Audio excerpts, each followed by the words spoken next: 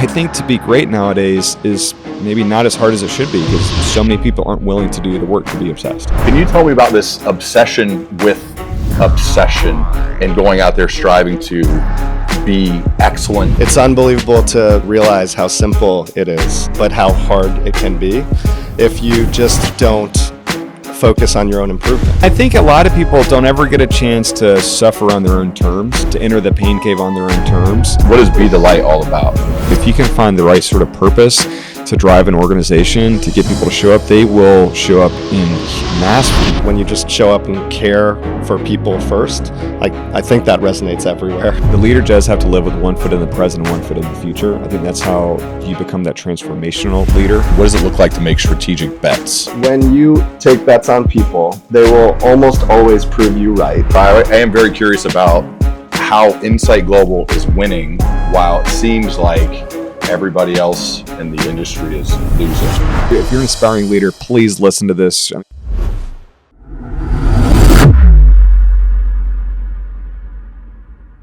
I am very curious about how Insight Global is winning while it seems like everybody else in the industry is losing. And I'm going to make sure these numbers are right. Sure. So Insight Global grows $4.3 billion company, grows 8.7% last year, while the industry declined 9%. I was going over my notes with my 9.2%. Okay.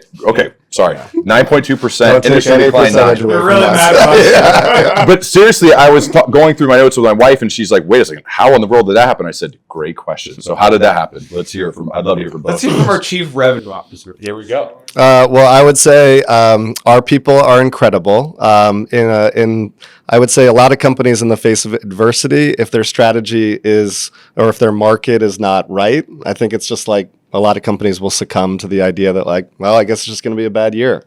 But our people are like, no, we'll just figure it out. We'll pivot. We'll move industries. We'll change accounts. We'll change our focus. We'll sell different services, and that's really what we've done. We've evolved our entire business and the offering that we have for our clients. We went international. We offered new services to our clients than we've ever had built or sold before, and our people have been effective doing it. So I would just say our people's ability. We always celebrate grit as one of the things that we value most inside the company.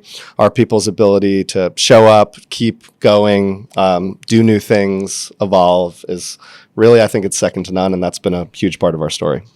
Yeah, I would also just, from a mindset standpoint, from the C levels down to our newest recruiters, failure is not an option at this company. It just isn't. We definitely believe that we are here to win and we're here to dominate. And look, the industry did go backwards. Roughly 8 to 10% or so our market did, but our total addressable market is still $300 billion, and we're measly 4.3 billion of that. So even if the market declines 10%, you still got a lot more billions to go after, and that's our mindset. We're like, well, there's still other people out there doing business, so why don't that just be us? Yeah. Really, when he talks about the market like that, it takes away a lot of my excuses around why we can't grow. There's so much out there to get, dude. Just go get it. Yeah, we're doing all right. He's like, nah, you're not. Got it. Keep going. What are the areas of expansion, though? You talked about going international, and I love the story about India and going over there. I know you spent some time over there, hiring over there. And the turnover, though, for companies who decide to hire over there apparently is 27% for people from American companies who hire over there. Yet Insight Global's turnover in India, if I believe, is 4%. How are you doing this? Yeah, I would say the number one thing that we thought about when considering expanding was how will we bring our values and our culture somewhere else. Because it's a little hard to say, well, this is working here in North America. Is that going to resonate with people? But I think like a good learning that we've had is like when you just show up and care for people first. I think that resonates everywhere.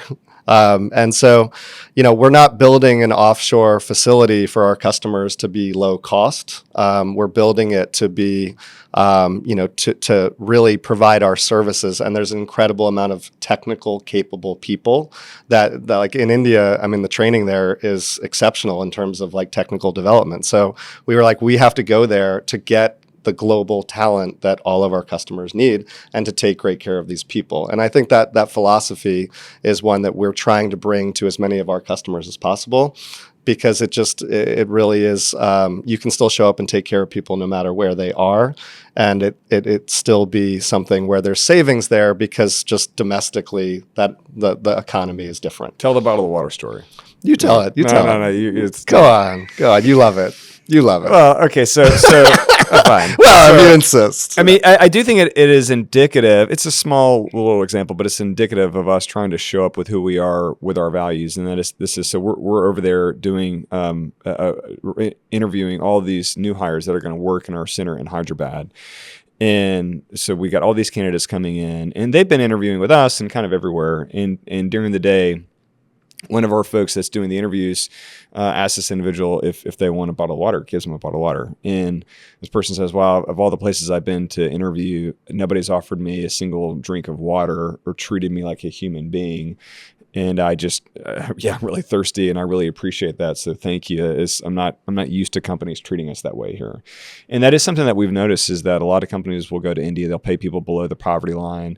I mean, it's just they're doing it for reasons just to try to provide a low cost option. And while yes, there are some economics that work in your favor in India, you still should treat people with respect and kindness in who you want to show up as a company. And to your point, Sam, that wins all across the world. It seems like that should be obvious, but it's not. And I know from having an outside perspective, that's part of my role. I know with working with the team is being out there and like taking a look and seeing what's going on. And I think that's one of the coolest things about Insight Global, is the fact that everybody really buys into the shared values and truly lives them out without having to be necessarily told to provide a bottle of water. That's just how the people are. That's how they seem to be. Another commonality that I found among so many people in Insight Global that I love, and why I love being a part of it, is this idea of obsession. And you've written about this, Bert, and I love reading the things that you choose to publish every week. But you talk about Ashley Pike or Hannah Jenkins and Kobe Bryant all in the same sentence. Can you tell me about this obsession with obsession, and going out there striving to be excellent, be great at everything you choose to do? Yeah. So, it's funny. My mom, I grew up in a small town in Alabama, and, very B average kind of kid. But my mom was always like, you can do anything you want. You can do anything you want. Don't ever let somebody tell you can't. You can be the fastest runner in the world if you want. Like, you just have to train and try.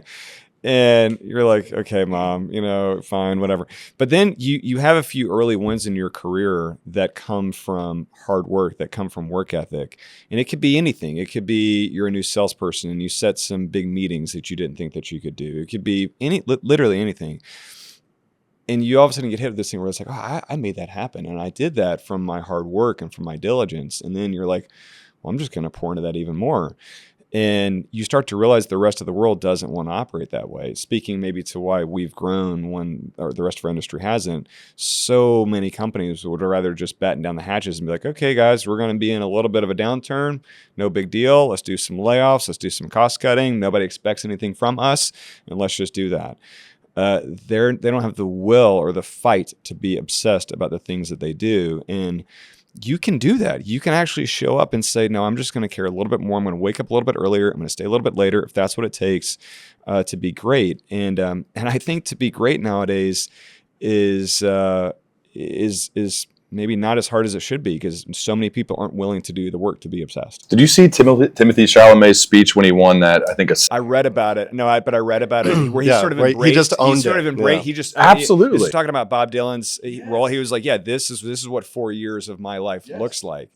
That's amazing. I thought of you guys when I loved it so much, because he's just willing to say like, no, I did. Yeah. I went for it.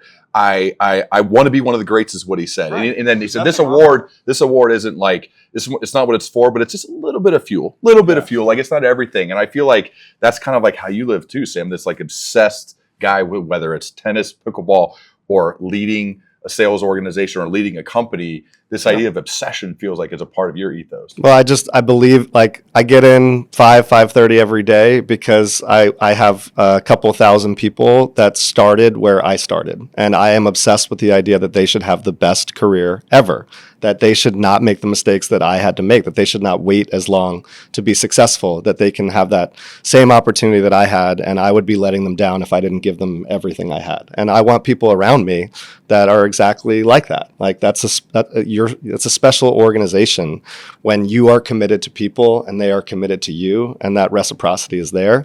And that's the organization that we're trying to build. And I don't want to show up and do something like half-hearted. You know, if I'm going to do it, I'm going to go all in. So yeah, I'm a pickleballer now. So deal with it.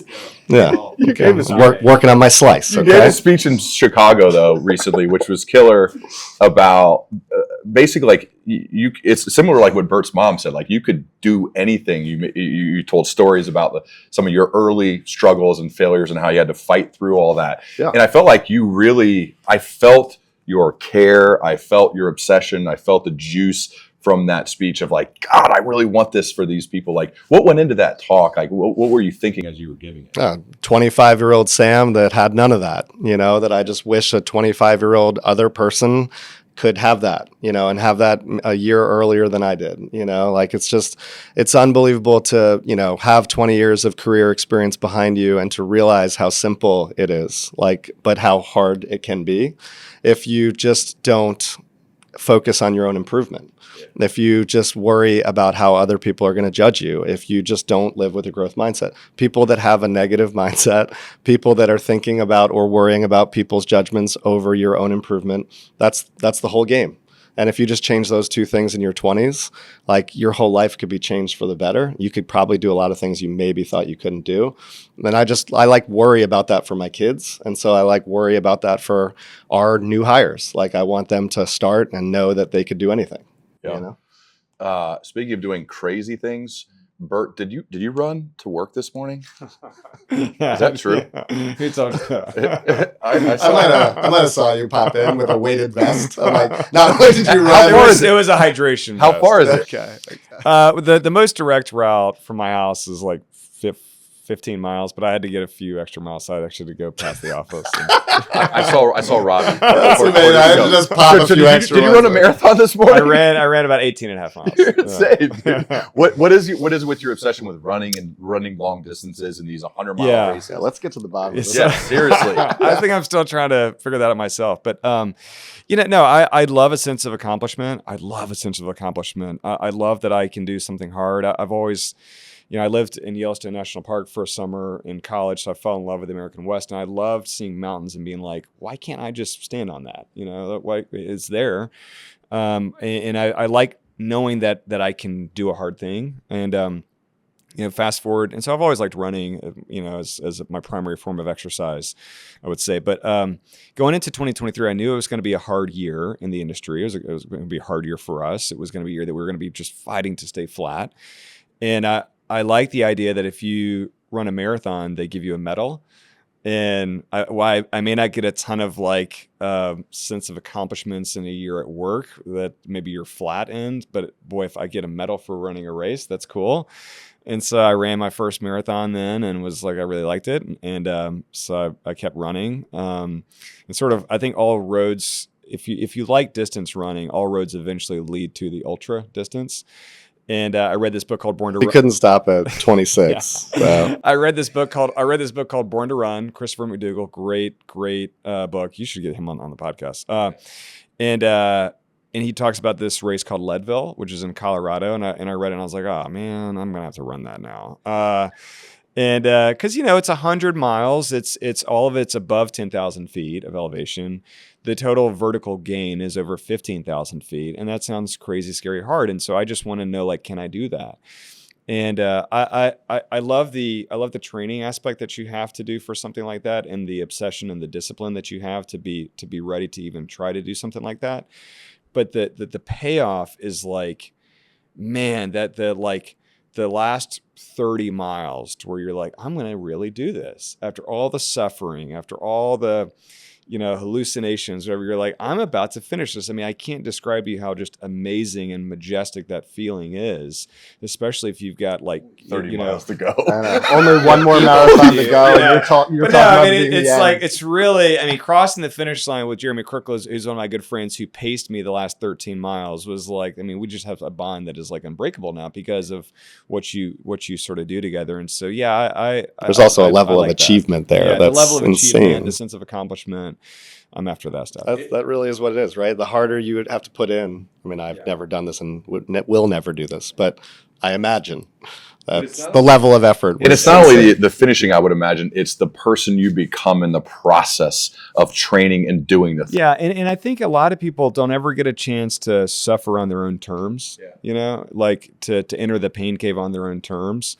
And that's a really cool thing to step into that and to figure out, all right, do you have the stuff or do you not? And I think all of us deep down are afraid to answer that question because you don't know. And you're like, well, I hope I do. But when the wolf is at the door, do you really have it? And I love that I can get into that space and be like, yeah, I got it. I definitely have it. And I feel bad for people that don't ever get to experience that in life. I got to see Bert the day he got back from his trip. And I was like, you gonna do another one? He goes, absolutely not. That's a one and done type of thing. And then 2 days later in a group meeting, he goes, I think I'm gonna do it again. And I was like, all you needed was just the legs to recover, and now you're ready again. This idea, though, of voluntary hardship, I found to be a commonality among excellent leaders because you're willing to go sign up to do hard things, which then makes the other really hard things you guys have to do in your life, like the decisions you have to make, the board meetings, the hiring, firing, like trying to grow a business with these crazy goals, right? How is doing the other hard things preparing you to do the hard things at work? I'm just curious. Yeah, I do think there's a level of just ease or acceptance that comes with that level of work and preparation, like different example. But for me, like speaking, I like solving problems. Being an outward speaker was not always my like natural resting state. And Bert was, very quick to tell me that. And so he's like, you should work on that. And I appreciate him for that because that's what I should do. And so, for the last couple of years, I've spent a few hours kind of every morning just working on like, what do I need to be talking about? And what does my voice sound like? And, through the course of a couple of years of working on it, now I got to run a call with a couple of thousand people this afternoon. And it's like, oh, I'll just go do that next because I'm ready for that. So, there's a level of decision making. There's a level of preparation. There's just the reps that you get from doing some things that are harder. It's creating the fear, putting it in your way, and forcing yourself to be able to get over it. Yeah, maybe you did that a little bit for me. Maybe I did that a little bit myself. But either way, I had to do it. And either way, I now can see that like that's not something you need to be that worried about. It's no big deal. Yeah, it makes anything else. Right. You're like, okay, well, if I can do that, then I can do anything else. One of the few certainties of life is that you will face adversity, you will face hard things. And again, I think that's why people who sustain excellence over time voluntarily sign up to do really hard things to better prepare themselves for those moments that inevitably will arise. You probably have multiple ones every single day. So when you're voluntarily signing up for hard things, you're better preparing yourself to deal with it when it arises. And these are things that you can't predict, you don't know. And I feel like is that part of your thinking of voluntarily choosing to do really, really hard things? Yeah, I think it is a little bit that. Maybe that's subconsciously more. For me, it always comes down to like, I want to know if I can do it. Yeah. It's scary to get on the starting line of a half marathon or a marathon if you've never run before, an ultra marathon. And so, but I sign up for it because I'm like, I just got to know if I can do it. I have to know that.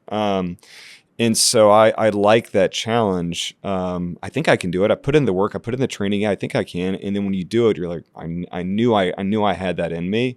And it just is so reassuring to me. And then, I think it translates to knowing that you can do all these other hard things for sure. Yeah. Well, there is a level of like being surprised by adversity kind of sucks. Yes, like when you're not on your toes. Yeah. At preparing for it allows you to then, when it comes at you, I think it's just easier, right? Yeah. Because you know what that moment is, you know what it feels like. There's and actually you've nothing. sort of handled There's it. nothing better. I remember when it was like going into 2020. COVID was happening. So take aside COVID, we knew we were going to have a recession. So going into that recession moment, and then even going into this, whatever you call this recession type feel that we've had in the economy since like the end of 2022. So It's going like into forever. going into that knowing like, wow, this is nothing. We have this. We have a plan. We know what we're going to do. Like, we got this. We have survived worse. Like, bring it on. We can live here all day if that's what it takes. We're ready. We're set. Fine. Right.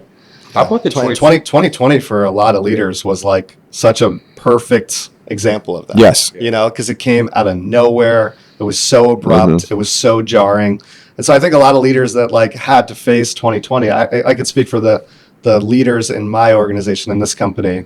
Like, I see the strength of all of them before 2020 and after 2020 is unparalleled. Like, there's so much more poised and more confident and have such strength behind them because of really the last few years and how much growth there was in such a short period of time. The easier choice to make would have been just to lay people off, right? Was that ever a thought? Was that ever a thought like, let's just do what everybody else is doing and lay people off? Like, it felt like from my perspective it wasn't. I'm sure there were conversations, but that didn't happen, right? That would have been the easier choice that most people did, but here that didn't seem like it was an option. Yeah, I mean, look at it. When you're staring down the barrel of a pandemic, I think everything's on the table, and you start sorting through like, well, that doesn't align with our values, and that one does, and oh boy, that one doesn't. And back to the values, I do think our values are real, and that's why I think a lot of people stick with us. Is they're like, well, it does feel real here, and you sort of live for moments that sort of test your values. Like, okay, do we really have what it takes? Just like doing that really hard thing. All right, this is our marathon. Do we have the stuff? Are the values real? Are they going to carry through? So when we got to the layoff question, we said, yeah, we just can't do it. We just can't. Like, it just can't.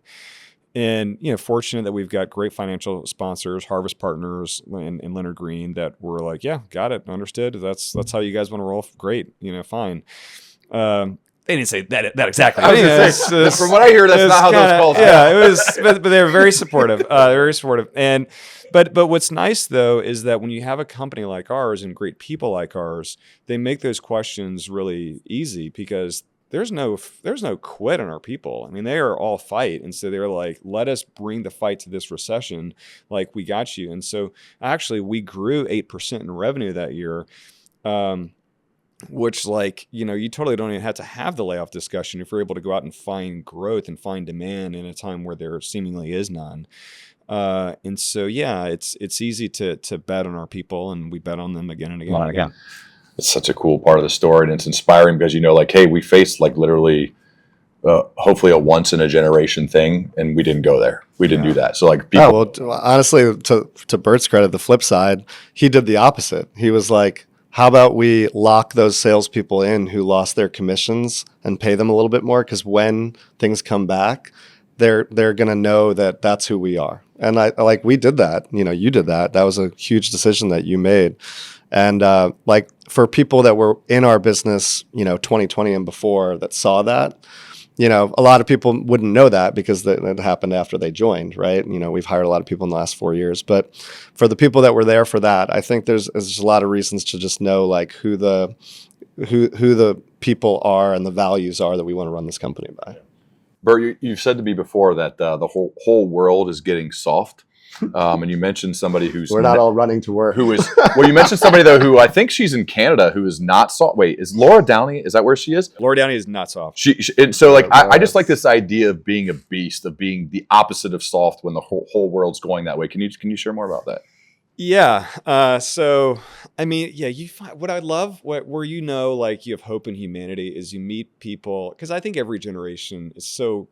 it's so common. Every generation is like the one after them is soft. And Yeah. they're terrible. I and know. all I this hate stuff. that. And, When people say that, every it generation pisses me and, like, off so much. Know every like the generation before you said that about you, whatever. But also, like, do But- you not see people doing wild things out there? Like those Yeah. kids exist. You just don't have them. But it's nice when when it hits you in the face. And so we hire people right out of college, and so we have tons of Gen Z here. I think almost Gen Alpha now. But yeah, How do you Laura, know that is? Laura, It's impressive. Laura Downey. Oh, I am a CEO. Sam.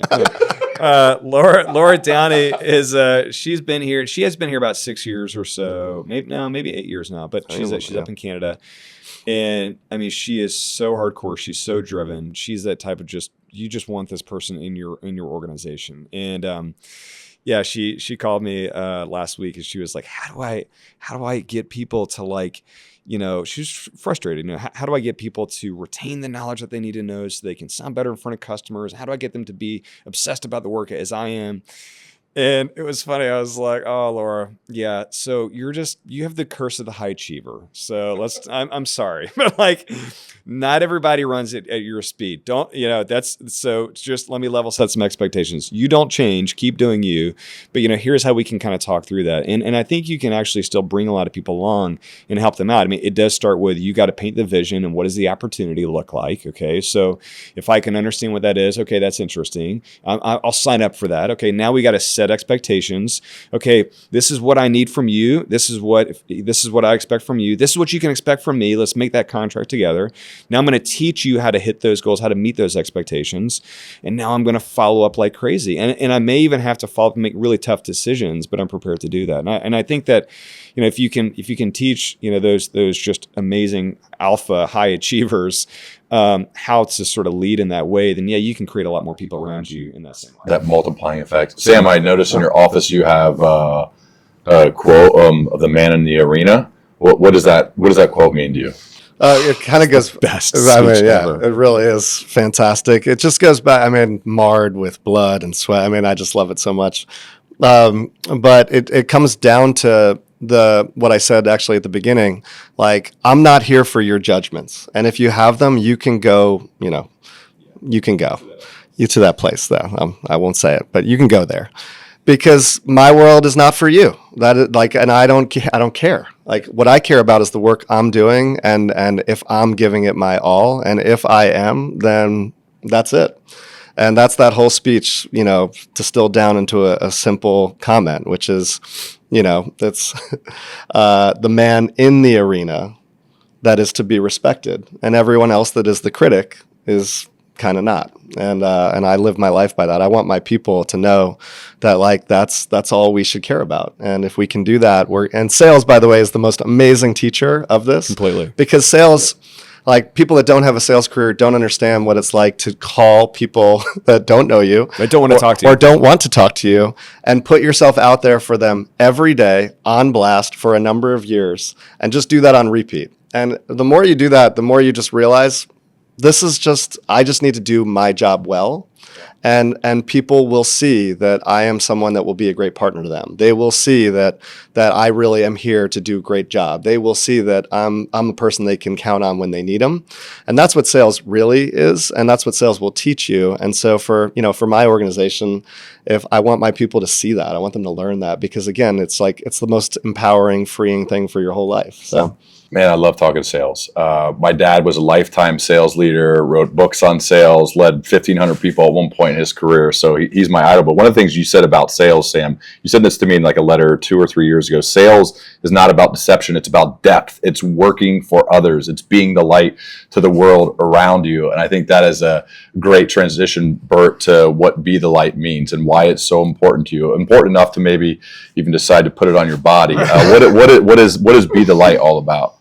Well, for me, it does come from a piece of scripture that I came across, Matthew 5:14, just before COVID, just before the big, the world fell apart, and I really liked it, and it just wouldn't let me go. It was rattling around in my head, and I thought, boy, that's really interesting language. How do I use that? And I also was there was this, I'd read this Simon Sinek book called The Infinite Game. which is a great book. I mean, it is probably my favorite book of his. He only I don't know why he doesn't write. He's only wrote like 4 books, but anyway, Infinite Game is great. And in there, he talks about how these great companies have what's called a just cause, and a just cause is like this like bigger purpose, this bigger thing that you're really striving for. And it's so annoying because I'll like read these books and I'll tell myself like, well, Simon Sinek's he's not CEO doing my job. But then I'm like, God, he's right, I think. And it's so annoying. How dare he say something smart? Yeah. And then we were actually at our conference, our company-wide conference in January 2020. Right as I came across this piece of scripture I love so much, right as I read this book, and I meet Johnny Efferfeld. I don't know if you've heard the story. Yeah. And he comes up to me like in the bathroom, and you just got to know JU. He's like, "Hey, dude, have you read Simon Sinek's new book, Infinite Game?" I'm like, "Yeah." He goes, "Do you think we have a just cause?" I'm like, "Johnny, not right now. Like, I got to give a speech. Like, no, okay. I don't know. It's like I don't have it. And this is like living rent free in my brain for like 2 months." And so whenever COVID happened, so much of the world was trying to.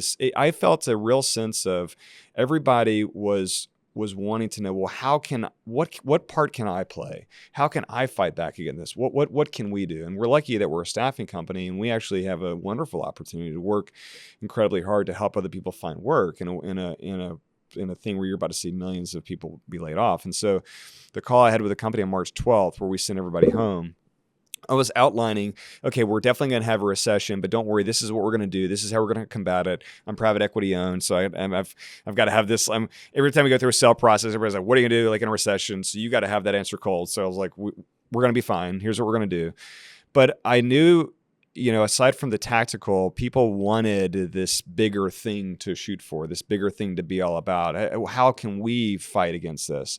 And this is where I found the perfect place to insert that language from that piece of scripture I read. And I told everybody, look, we have a moment and an opportunity to work as hard as we can to help millions of people find jobs again and to be the light for them. And that really stuck, and people really loved that and rallied around that. And it just taught me so much around, boy, if you can find the right sort of purpose to drive an organization, to get people to show up, they will show up in mass for you. They will do crazy things to try to like reach for this and be part of this bigger purpose, this just cause, if you will. And you tattooed it on your body. Yeah. So then so I had to be the light. So every Wednesday Every Wednesday for the next 63 weeks, I did our Be the Light call with the company, where I shared, how we were doing and the moves that we were making, the decisions that we were making. And I shared a Be the Light story where it was talking about our people doing these incredible things for their people in terms of helping them find jobs, amazing stuff. And it really stuck. And so I decided, I've been wanting to get a tattoo for years, but I've always been like too scared.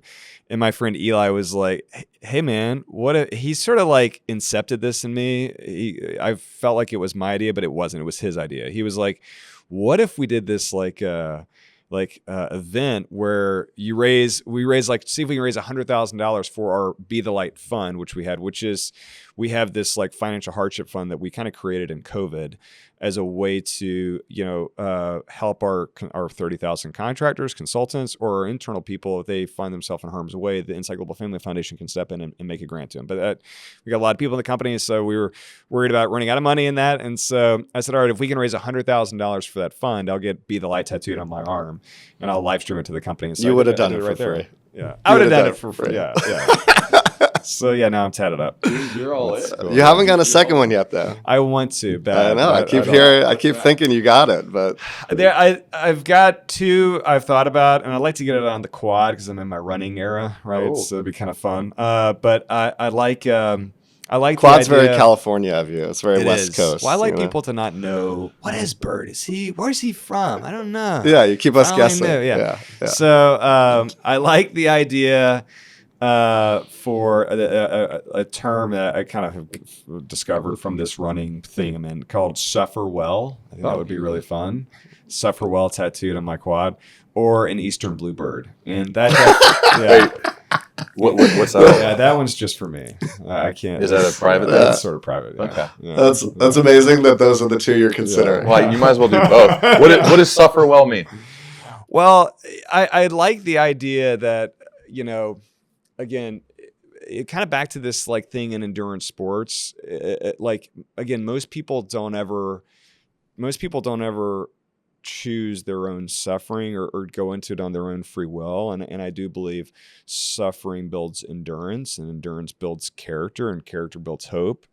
The Apostle Paul said that, not me, but I think it's a powerful thing to get to sort of do that and experience that, and do it on your own terms, and to see what you learn about yourself through that process. And so, every time you do some of these long, for me, it's an ultra marathon, but for other people, it could be just a hard job that you have. It could be being a single parent, it could be anything, financial problems. So, how do you do, whatever it is you're suffering for or having to suffer with, how do you do that? But through that process, learn a lot about yourself and learn what you're capable of. Yeah. Sam. So that's good, right? Yeah, I think I love should it. do that. Let's. Were you going to do it? Maybe, I don't know.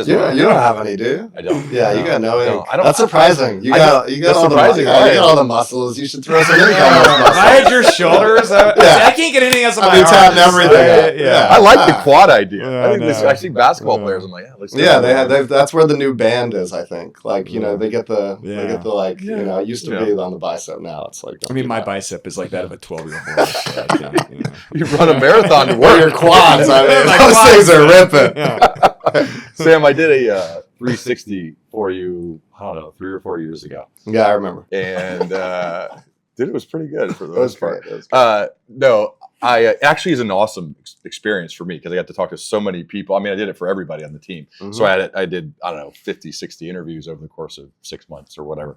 That's when I remember Bert and I got a lot closer doing your 360. We had a couple hour long conversation. But the word that came up the most, which I think you could probably guess, of all of those people above, well, there's only one, but beside, below, was care.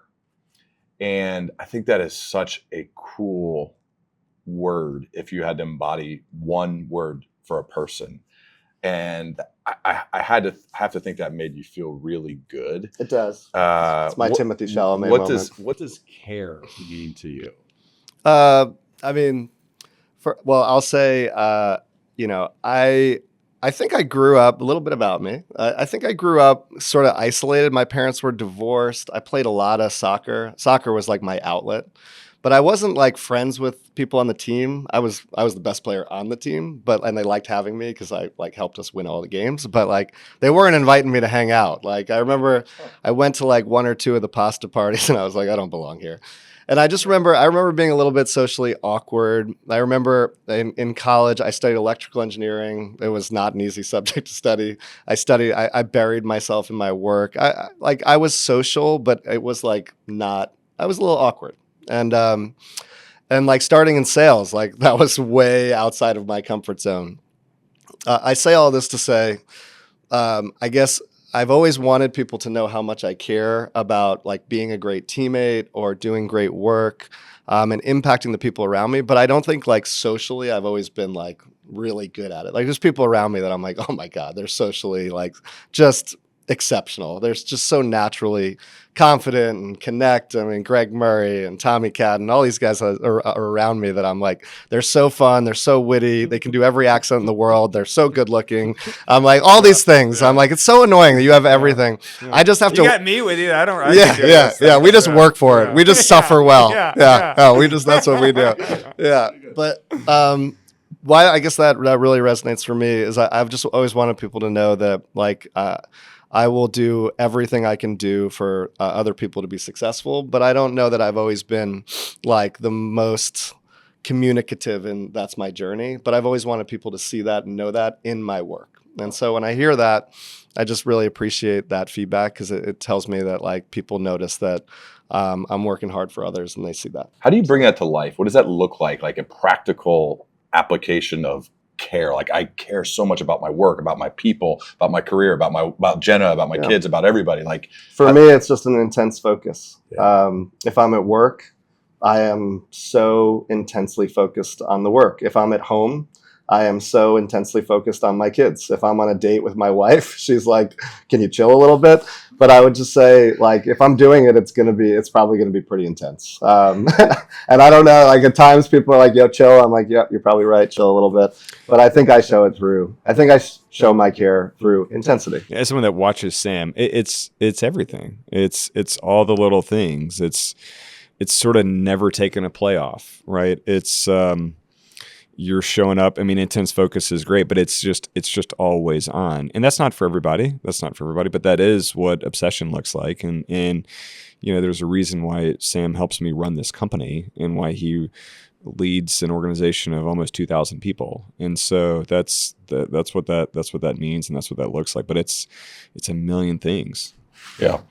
Why do you have this picture of Nolan Ryan bloodied hanging up in your office? Yeah. So, that's one of my favorite pictures. Yeah. So I just think that just epitomizes grit at its core. I mean, that's the backstory in that picture. Bo Jackson, who's my favorite player of all time, he grew up in Alabama with a stutter. So did I. He went to Auburn. So did I. We were both great tailbacks for just him. Yeah. That's how the story ends. That's where it ends. Yeah, but yeah. But anyway, no, he was at bat, and he had just hit a comebacker to the line. It was like a 2-hopper and busted Nolan Ryan right in the face, and you can see he's bleeding down his lip. Out the side of his lip is on a shirt, and you go back and watch the YouTube of that, and he gets hit in the face. He picks up the ball. He throws out Bo. And he just gets back on the mound and keeps pitching. And they took that picture. And that is like so cool. You are going to get punched in the face. You are going to be bloodied, and you are going to be bruised sometimes. And sorry, man, sometimes nobody cares. Sometimes you just got to pick up the ball and get back up on the mound and keep going. And that is just so badass. I mean, right? Yes. I mean, that's it. That's it. And yeah, what? Like, let's go. I'm looking at him. He's so focused on the next pitcher. He's like, let's do this. And I just love that so much. And I hope that I can like live my life as a CEO like that moment. I think that's such a great embodiment of you're going to get punched in the face all the time, especially in these senior leadership jobs like you guys have multiple times a day, and nobody really cares. Nobody feels sorry for you. Ever. Yeah, but you know what? Every leadership job, in fact, every contributor job, like, just calling customers, like I mean, I can say I probably got hit more in my entry-level job than I do in my job today. Yeah, there's like bigger decisions we have to make, but like, I just think people in there's just nobody's doing a job that they're like, my job's just easy all the time. And it's just rainbows and sunshine. It's just like, people need to know, like, the matter-of-factness of stuff's going to be hard and you can handle it. Like, if I could give my kids that, like, I'm like, they're going to be fine, Bert, I read recently this quote from Ben Horowitz about the most important skill for a CEO. And I'd be curious to get your thoughts on this. He says the most important skill, just set it up. Most important skill as a CEO is getting to the truth. It's really hard because it's really scary. Normal humans find every excuse not to deal with harsh truths. What do you think of that statement? I think it's a really important one. I don't know if it's the most important one. We could probably debate that, but it's definitely something I strive for constantly, is getting to the real answer, getting to the truth, for a couple of reasons. One, you never want to be the emperor that has no clothes on. And there's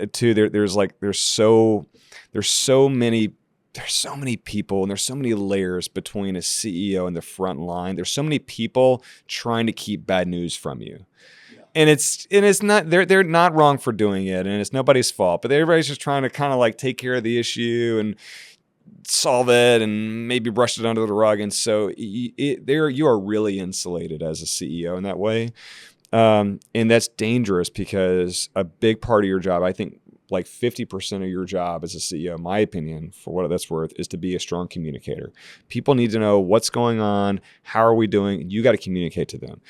And if you're communicating a message that shows you're out of touch and you're not in touch with the truth, people are going to be like, phony, don't care, you don't see me, this is BS, you don't know what's going on, and you are a fool. And I don't ever want to be seen that way. I don't ever want to feel like I'm giving some inauthentic message just because I don't know the truth. And so, yeah, that can really erode support for you as a CEO in that way. So I travel to our offices constantly. I probably get to 2 offices a month to spend time with our newest recruiters, our newest salespeople, our newest leaders, just to see how they're doing, see what's going on, and to get to the truth. Yeah, and Bert's also exceptionally good in every meeting at cutting right to the I mean, he can. It's amazing how quickly he can be like, "Oh, I see what you're doing there, and I'm going to jump right past that. Now we're going to talk about something else." And all of a sudden, you're like, "Oh, now we're really talking about it." This feels like an important skill to let's pull the string a little bit. Like, how do we do this? Like, how are you good at getting to the truth quickly? Well, I think part of it is just play the movie forward. Like every leader needs to learn how to play the movie forward and sort of like this idea. So if you're trying to solve a problem, or you're trying to come up with a new strategic direction, or you're trying to make some decision, don't just, okay, we'll make this decision, that's it. No, play the whole movie forward. Play it all the way through. And I like to skip to the end in that way. Okay, well, if we do this, it's going to cause this, which will cause this, which will cause this. So what we really have to solve for is this the outcome that we want? What do we do if this happens? And I do think it helps if you have spent a lot of time, in my case, growing up in the organization, or spending enough time on the front lines to really know the truth and really know what's happening, so that you can just cut through all the BS. And that's, I think, a really tough problem in big companies now, is that there's so much gobbledygook being talked about in meetings and big words. Official term. Official term. And I went to this business school, and so I really know. No, stop. And stop all the just posturing. And I just, no, what are we really here to talk about? What are we really here to solve? I like doing that.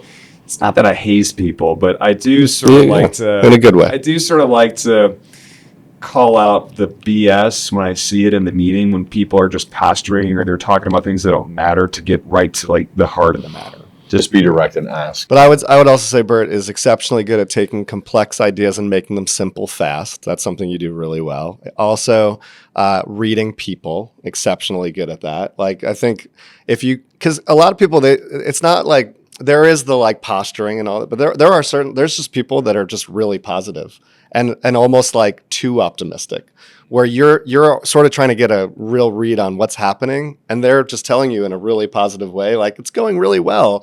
You're like, but your nature is to tell me it's all going well. What's the opposite of that? And I think like he does really well at knowing always who he's talking to, and sometimes the paranoid people in the room, he has to talk past us for the optimistic people. And so I just think he's always a good, I think skills that you bring to every meeting we have are read of people, are, the ability to distill things down. I mean, there's often times where I'm like, oh, I thought we were talking about this thing, but he's actually making it clear to me we're talking about this thing. And that's taking a really complex concept and actually making it simple. Because once you do that, you realize, oh, it's not about this decision around the strategy. It's actually around like, are the people going to implement it? And he's just really good at like navigating that, which I think a lot of people don't. It takes a lot of work. It comes from playing the movie forward, but also, who I really learned that from was watching the private equity guys. We've had a bunch of different private equity owners. The private equity guys are the best in the world at taking complex ideas and cooking them down to the simplest form, because they have to look at thousands of companies a year to invest a finite amount of dollars. If they get one of those investments wrong, it's bad. If they get like 2 of those investments wrong, they can like go out of business. So it's like a big deal. And so they are constantly getting to the simplest sort of, well, how does this company make money? How does that really work? That's certainly where I learned it. And I think they're masters at it. One of the things I think new leaders struggle with that you guys are both really good at is when you're newer, especially if, let's say, you get promoted within the company. This is me early in my career. This is Insight Global. Everybody gets promoted from within for the most part. Sometimes it's hard to hold people accountable, right? They're your friends. You've hung out. You grew up together with them. Maybe you got promoted a little bit faster. I don't feel like you guys struggle with this, at least from what I sense. Maybe you did at one point. But I'm curious, since a lot of your social lives are intertwined with your work lives. Like so many people here, your core friend groups work here. Like for the most part, the people you run races with, right? Robbie and the others, like they work here. How are you good at both having these social relationships, friendships, but also holding people accountable to really stretch goals, tough, high demanding plays? Yeah, I mean, the person who holds me to the highest standard in my entire life is my wife. And so, yeah, you think it's Bert, but it is not Bert. He's a cupcake compared to Jennifer Kaufman. My wife expects me to be my best all the time, and we have the best relationship in the whole wide world. So like, that's one of my greatest teachers is like, and also it's like if you want real relationships with real people, like I love the show Severance right now because it's like there's not an outer world and an inner world, and so much of corporate America, it's like that's how it's treated. Like here's who I am at work and here's who I am at home. I'm just who I am. And the standard that I live my life by is going to be the same. And the relationships I want to have with people, like I'm going to hold them accountable no matter what. Like, yeah, we can have fun together, but we can still at the same time hold each other to a really high standard and confront each other because that's actually how we'll have a real relationship. I just think that's like, it's foolish to think you would have a real relationship with someone if you're not going to be hard on them. But Yeah. a lot of leaders take a long time to learn that. I can give you two answers, maybe one nice be the light CEO answer, then one spicy answer. So the one is everything Sam said. The better You're relationship. saying mine was the cupcake answer? Well, no. Feels like it. As we speak. That was cute, Sam. The better relationship you have with somebody, like real relationship, not just you go to happy hour with them, so the real relationship.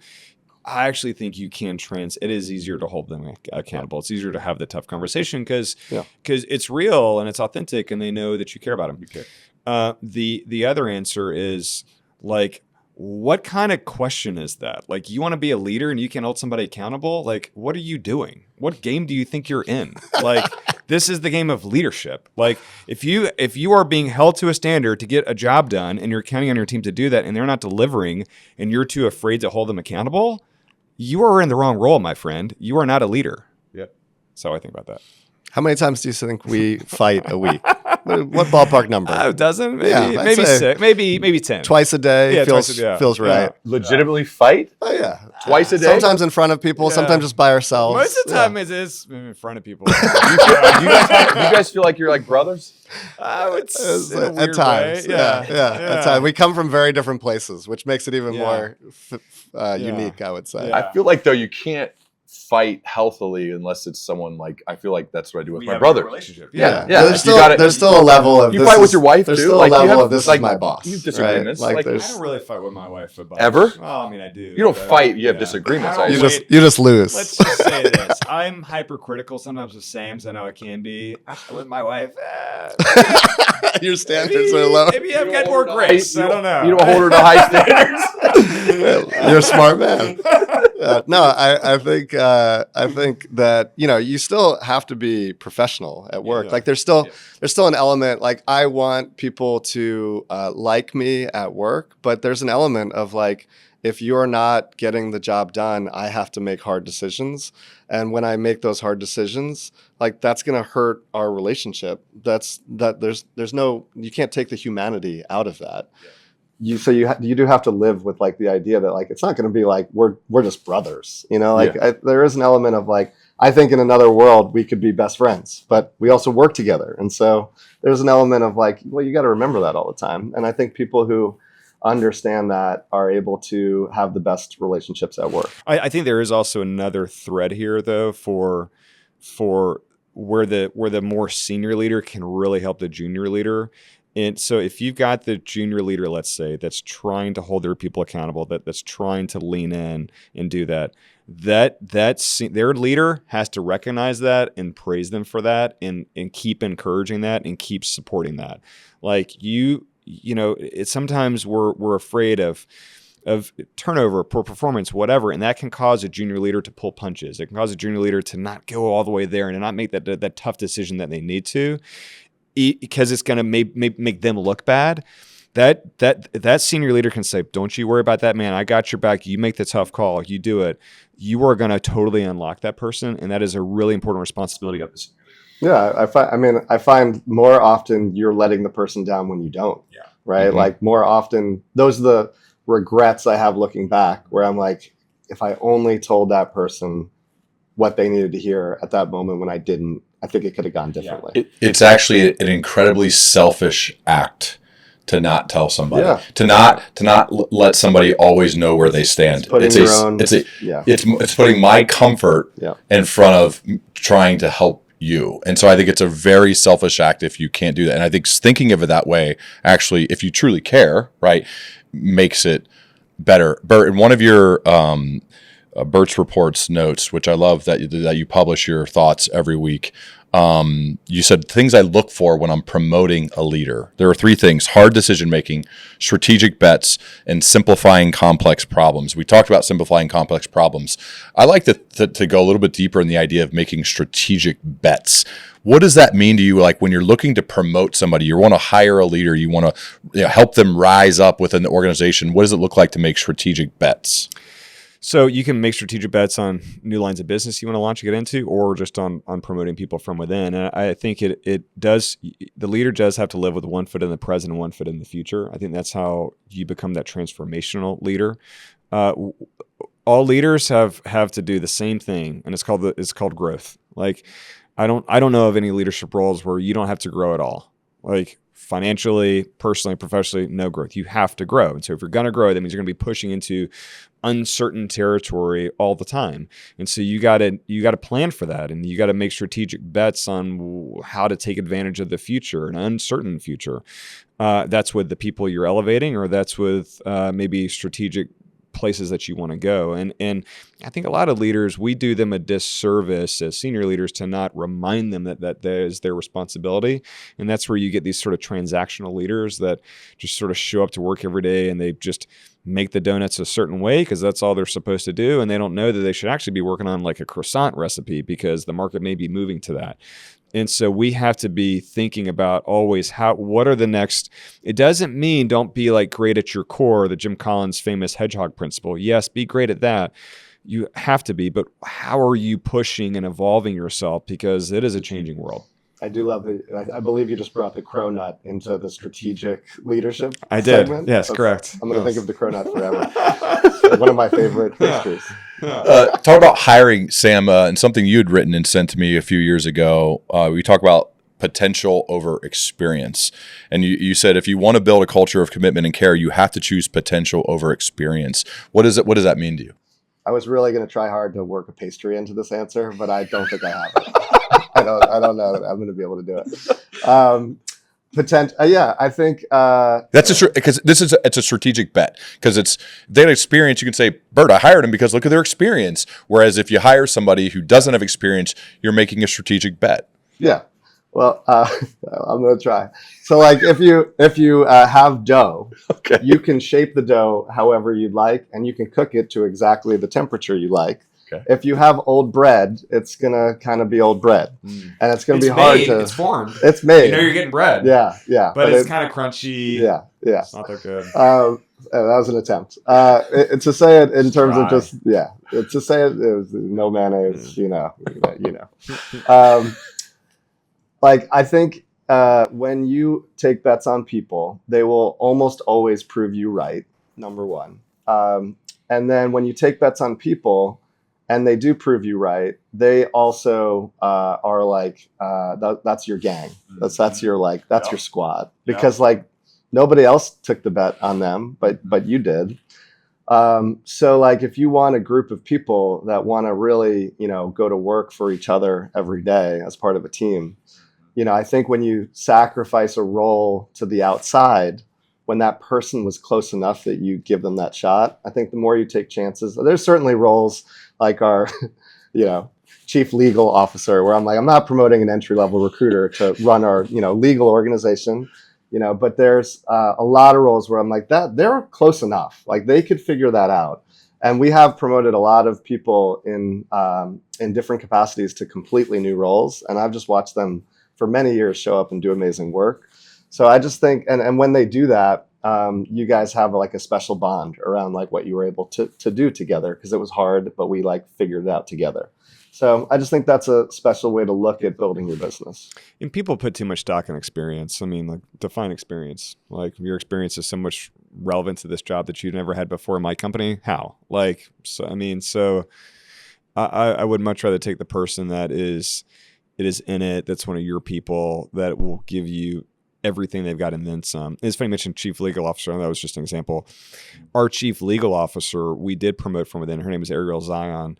about a year ago now. She was one of our senior attorneys. Our former chief legal officer retired. Great guy.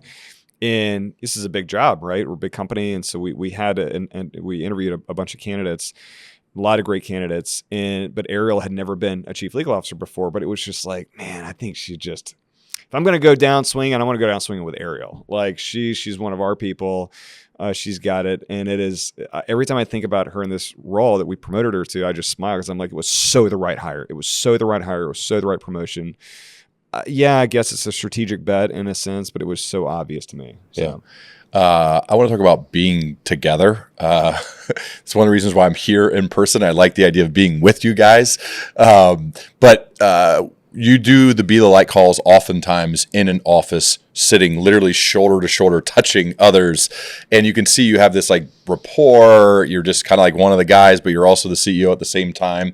How important is it to you guys both? I'm curious about being together in person, whatever this R2 or return to office type stuff. It's kind of like we're almost like past that. Like we need to be together. What do you guys think about that, and why is it so important? I just think it's really important, and it's how humans have lived for a long time, is together, not in isolation. Work is hard. I mean, whether you're still in staffing or making donuts, I mean, doing really good, exceptional work well is really hard. And I think you need the support of people around you, period. And yeah, I love doing the Be the Light calls and off. In the pandemic, I did them by myself. And even if a little after that, I did them by myself. And it was just me talking, and it's for like 30 minutes. And I'm a funny looking bald guy. That's hard on the eyes after a while. And so I like going to offices to our people and really I like going there a full day before and getting to know them and getting in on all the inside jokes and all the nicknames. So by the time the call comes, I mean, we're just like a unit. Yeah, it's like annoying for all the watchers. Right? It's so fun. It's so fun. We're kind of a little Yeah. jealous. Yeah, right? we're jealous. Yeah. I was just like, Jealous. I saw the It's- Miami one I didn't wanna recently, say and it. you got Bad Bunny playing, and it's like Bert. I think he's like Yeah. going on spring break with Yeah, his it's crew. the best. Like- It was so fun. And so, but I love that camaraderie. It reminds me when I was a recruiter, when I was a salesperson or a sales manager in our field offices, which is like the best job. And I just think it's important, man. Like when you're like, again, it's sales, but it's also you have bad days at work. You have customers shoot you down. The boss says, I don't like this. Like you need a support system of people around you that can be like, dude, that sucked. Are you doing okay? Like you need to be able to laugh and let the pressure out of the room. You need to be able to hear, I love how Sam said that. I'm going to steal that and do that next time because that was really cool. Like that is just huge. And so I understand that's not going to work for everybody. Yes, there are people that are in remote roles. Yes, there are companies that have more remote workers and that works for them, and that's fine. But at our company, we're going to be the type of company that does work together. One of the other commonalities about Insight Global that is not common other places I've gone is the high level skill of communication amongst the leadership team. When I think of Jess Calzaretta, I think of Sam, Bert, Strepa Dowling, Greg Murray. I just watched this speech in Chicago. It's like they're just killer after killer after killer. Even like account managers that are newer in the company get up on stage and just crush. I'm just curious, is that like intentional? Do you guys work on this? Like, where does that come from? The fact that like so many people are, they could be like professional speakers for a living if they weren't doing this. Well, I would say our posture is to push people out there. Get them out there. Put them on stage, have them say something. Get it. You'll figure it out. And that's promoting them to sales the first time. That's having them speak. I mean, we would much rather say, you'll probably be fine, right? And we know that like. They probably will be because they care and they're obsessive and they want to get it right and they're going to practice and they're going to work hard. They're not going to sleep for 3 weeks. They're going to give the speech and they're going to go crazy and they're going to kill it, right? But that's because we just believe in them. And every time we've brought in, guest speakers to come in and give a speech, I always laugh. I'm like, yeah, that was fine. Like they gave a good speech, but it doesn't connect as well as our people because they don't quite sound like us and they're not like how our people just get up there and totally let it rip. Very good. I mean, yeah, same thing. Like I was just thinking about Ashley Pye. I was just thinking about all the speeches from Chicago, but just watching a group of people that like I've gotten a number of reps there now. Like I've had to get up in front of that group a number of times. That was their first time. And I would say my 3 favorite speeches were the 3 people who'd never done that before. And I would say my 3 favorite moments from that entire conference was asking them afterwards how they felt. and just seeing the light inside of them, the feeling of I did that. the feeling of achievement that they did for the suffering that they had for the last month to rep that and practice that. And I saw them nervous and strained and anxious, and I watched them in the 48 hours leading up to it, pacing and not in a single conversation that they're in because they're pretending, but they're actually in their head worrying about this moment on stage the whole time. And then the relief that comes afterwards and the joy in their faces. And I'm like, that's it. That's all I ever want. That's the coolest thing. That's the coolest thing. Yeah. That's the juice. That's the juice. That is the juice. It's the best. Bert, what's that baseball all about? Can I hear that story? Sorry. Yeah. So this is. Also, you should know Bert has props all over his office. Yeah, my office is like it's like a treehouse of sorts. I love it when really like important investors come or whatever. I'm like, that's my office. They're just they're like, who is this guy? What's a CEO office supposed to be? I don't know. Maybe more mahogany. Less paper. Yeah, less little kid stuff. But anyways, yeah. So I'm a huge Atlanta Braves fan. So I keep this baseball on my desk to serve as a reminder of something, and I'll share what that reminder is once I tell this story, and hopefully I don't get any negative blowback from the Braves organization. But the Braves are starting off really bad, and quite frankly, it's because I love Alex Anthopoulos. He helped us get a World Series, but he didn't make enough moves in the offseason, and we don't have that great of a lineup, and so we're struggling. So I'm a season ticket holder for the Atlanta Braves. I've got some decent seats, and I love taking my kids, Ellie and Will. I mean, every game they love going. It's such a great, dad, daughter, son moment. And because I've been a season ticket holder, they recently sent me a signed baseball as a thank you, an autographed baseball from an Atlanta Brave player. Okay. Now I go to 50 games a year, 60 games a year. I know all the players, and this baseball that was signed is from one of our relief pitchers named Jacob Webb. He's actually no longer a Brave. He left a few years ago. He got cut a few years ago. Baseball's probably 2 years old now. Jacob Webb, unfortunately, is not one of the best relief pitchers. I mean, I'm sure the guy is a good guy. I'm sure, but he's probably like the worst relief pitcher that we had on the team that season. That they sent me this baseball, and no knock on him, but I'm like, wait, Atlanta Braves, I'm this season ticket holder. I kind of have to pay a lot of money for these tickets every year. And you're going to send me an autographed baseball thinking I'm going to like that, but it's from this guy that's not very good. Like, that's a BS gift. Don't even send me that. Send me like a hat or send me a letter. Send me a handwritten card. I would much rather do that. But don't ask this poor relief pitcher. They've probably got better stuff to do to sign a baseball to send to Bert Bean. That's inauthentic, I think. I think that's not real. That's not going the extra mile. That's not being obsessive as to think, okay, what do our best season ticket holders, what do they really need to get that's going to be a nice token of appreciation? That somebody said, oh, have a Brave send them autographed baseballs. And that was poor execution there. And they dropped to some intern that chased around and found whoever was in the clubhouse that day. And it happened to be Jacob Webb, to sign a baseball to send to me. And that is BS. That is not taking something all the way through. That is poor execution, and it backfired. And so I want to make sure that I keep this baseball on my desk to make sure we don't inadvertently do things like that in our organization for our customers.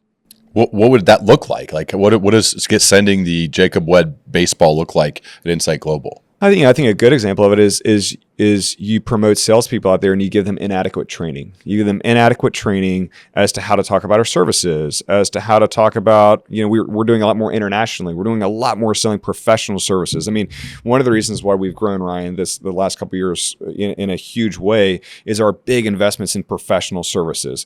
The staffing industry is big, but you get out of staffing into selling bigger and more complex deals that are called professional services. Companies want to invest more in AI. They want to move teams to India. You have to know how to speak that and show up in that way. And if we don't do a good enough job of showing our salespeople how to speak in that way and training them in that way, and making the right investments to carry it all the way through, then they don't show up well in front of the customer, and they feel terrible. The customer is like, oh, you say you can do this, but I don't believe you. You're not investing in me to help solve my problems. I think that's just one example. I know we got to run in a little bit, but I have one more question I'd like to ask both you guys. Sam, you can go first. You hire a lot of people right out of college. I actually spoke with one last week, Jack Matheson, University of Georgia graduate, who has high agency, very gritty, very curious, asked me a ton of questions, sent me this beautiful cold email asking for advice on how to get a job here. I already had other offers for other companies offering him more money, by the way. Did the interview. Jack, killed the interview, got the offer, and accepted it. I'm very happy for him. But cool stories like that. I love looking at people around that age range and seeing their trajectory. And so I'm curious if you were trying to help someone increase their velocity of that trajectory, Sam, who's in that recent college grad range. What are some general pieces of life/career advice you'd give to them? Yeah, I mean, it's pretty standard stuff, but I think especially early on, you don't know that it's okay to show people you don't know. And the number one thing that you are is a person that doesn't know. And so like the biggest piece of advice I give every entry-level person is like, you got to let it rip when it comes to the questions. And you got to also not have to ask 4, 5, 6 times. So like ask a lot of questions, show everyone, I'm so sorry I have to ask you so many questions right now. I'm so lost. I'm going to ask all of them. Also, you won't have to say it another time because I'm going to take great notes and I'm going to listen and I'm going to be ready to apply it.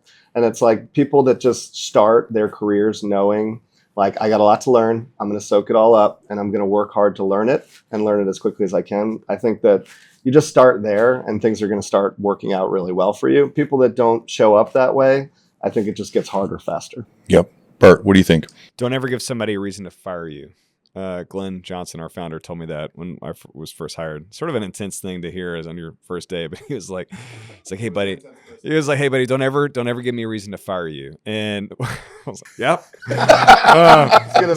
So what he means, and I love it so much. It's your work ethic can carry you so far. You know, your ability to ask questions and to take good notes and to care and to lean in and to be obsessed can take you so far. And when the chips are down for a company, they got to make a tough decision. They're going to fire you last, if ever at all. Mm-hmm. Love it. I just want to say to you guys, both of you guys, we've been working together now for 5 years. Our first meeting was supposed to be in person, March 17th, 2020. The day before, I remember you said, I think the world's shutting down. Are you sure you still want to come? And I said, yeah, I'll be there. I want to do this in person. I was like, I don't think Ryan watches the news.